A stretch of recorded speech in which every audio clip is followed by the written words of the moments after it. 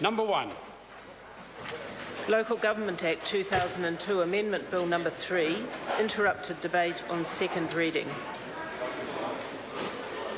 Local Government Act 2002 Amendment Bill Number 3. When this debate was interrupted, Poto Williams was speaking and has 9 minutes 30 seconds remaining if she so wishes. She is not here. Would some other member wish to take the call? In Lees-Galloway. Thank you very much, Mr. Speaker. Look, the centrepiece of this legislation that the government seems so excited about are its measures that it claims will improve housing affordability by restricting the application of the development contributions that developers make to city and district councils when they are developing sites for whether it be residential or commercial development. And, sir, whilst this may make a rather insignificant impact on the affordability of housing, it is, I suppose, a minuscule step in the right direction. It is an addition to the government's other infinitesimally small step towards improving housing affordability that was in the budget, that being its removal of anti-dumping tariffs that it guessed may reduce the cost of building a new home by $3,500. Which is an extraordinary amount in the context of what would normally be about a $500,000 house. Order. Order. Thank you. I call the honourable member. No, thank you, Mr. Speaker. So what we're seeing here from this government is extraordinarily inadequate responses to the single biggest issue out there in the public. On the day that the budget was announced, the front page of the Dominion Post ran a survey of what were the most important issues to New Zealanders. And right there at the top, number 1, was housing affordability. And what this legislation claims to do is to address that number 1 issue. Well, it is a woeful attempt, sir, at addressing that issue.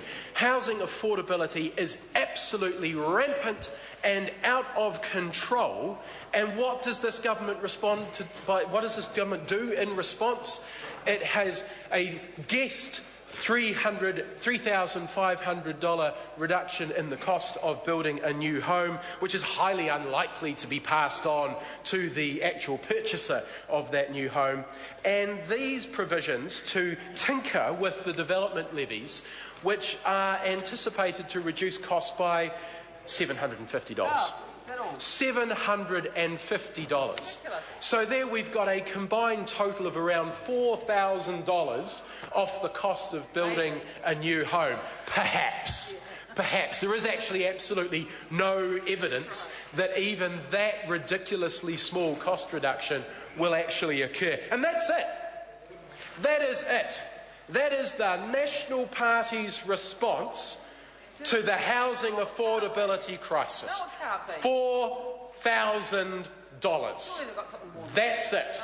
Nothing else. Not a job. Well, we've got some better ideas on this side of the House, sir. We've actually got a plan to deal with housing affordability. What Labor would do if we were in government, first part of the plan, build some houses. That's what we actually need to see happening, is some houses coming onto the market that are affordable, that people trying to buy their first home can actually buy. Labor will build 100,000 homes over 10 years. That's the first part of the plan. Second part of the plan is to introduce a capital gains tax, because we need to take the heat out of the speculation in residential property. National backs the speculators, Labor backs the first home buyers.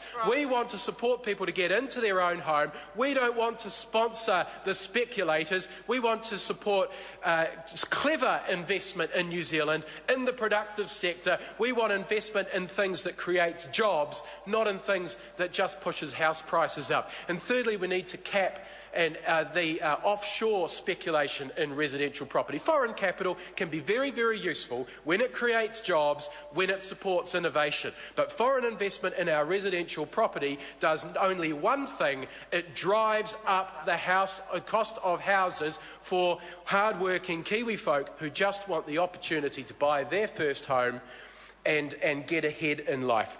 That's the stark difference between the provisions in this legislation when added to the other paltry attempt in the budget from the National Party and what the Labour Party plans to do. This side of the House has a plan for housing, and that side of the House can offer nothing but tinkering around the edges. That is the sum total of the effort from that side of the House when it comes to housing affordability. So, and there's absolutely no guarantee whatsoever that if there are any savings from these tiny changes to the way development contributions are made, absolutely no guarantee at all that those will be passed on to the home buyer, particularly, sir, in Auckland. Because of course it is Auckland where a lot of this housing affordability issue is being driven from. And there is a large divergence there between the cost of building a home and the price at which they're actually sold for. So I think it's courageous of this government to seriously believe that its little effort in tinkering here will actually result in changes that would be experienced by the home buyer, by those families who are doing all the right things, people who are working hard in their jobs, saving their deposits. And of course, saving for a deposit has got a whole lot harder under this government as well, because of its failure to address the housing affordability crisis in Auckland, and that is impacting right across the country.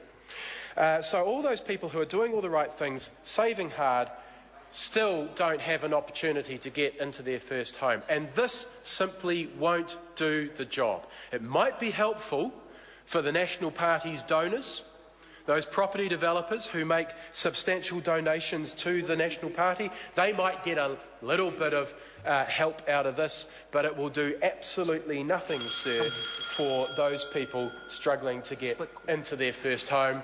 We'll finish it there then. Thank you. I call the Honourable, it's a split call, I call the Honourable Member Eugenie Sage. Thank you, Mr Speaker.